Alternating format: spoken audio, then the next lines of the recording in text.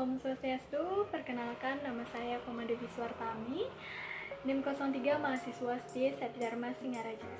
Kali ini saya akan berbagi tips mengenai mengelola keuangan ala anak muda di masa pandemi. Dan mengelola keuangan itu sebenarnya susah-susah gampang. It's not about how much income we have, but bagaimana cara kita mengelola uang agar bermanfaat ke depannya.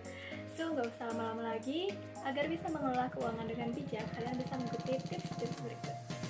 Yang pertama, kalian harus namanya mencatat pendapatan dan pengeluaran. Ini penting banget, jangan sampai pengeluaran kalian lebih besar daripada penghasilan. Kalaupun sama atau lebih besar dari penghasilan, ya bagaimana caranya untuk menabung? Bagaimana cara kalian untuk mencapai financial freedom kalau gini terus?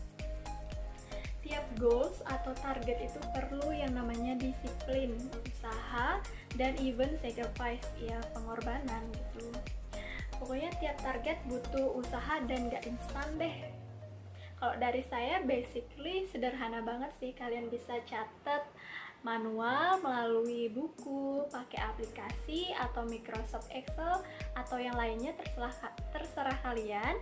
Yang penting kalian itu catat semua pendapatan yang masuk dan catat semua pengeluaran, mau besar mau kecil, itu dicatat aja semuanya, karena itu nggak bakal berasa, kecil-kecil lama-lama jadi bukit.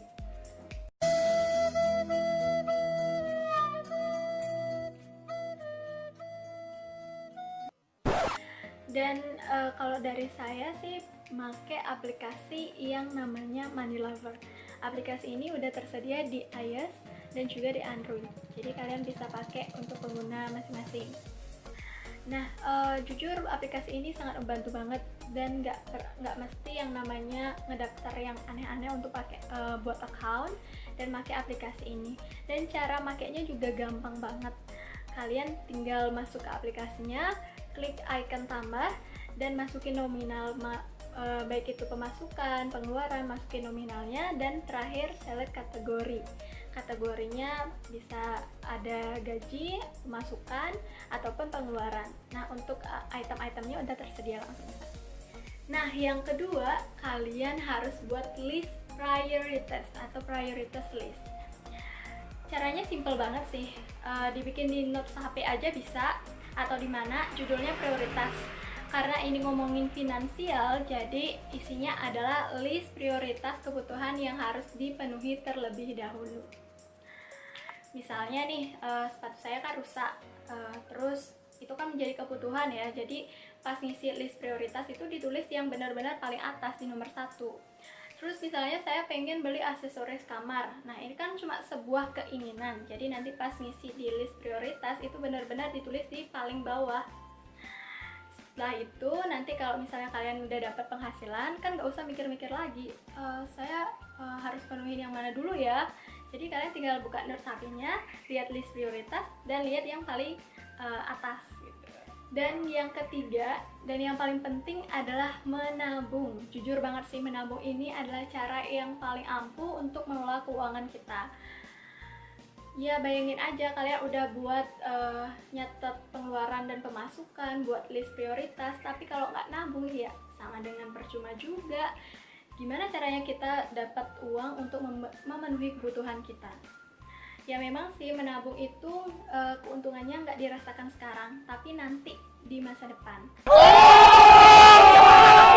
Dan saran dari saya, kita lebih baik nabungnya di bank. Karena di bank itu udah dilengkapi dengan LPS atau Lembaga Penjamin Simpanan. Nah, LPS ini dibentuk berdasarkan UU RI nomor 24 tahun 2004.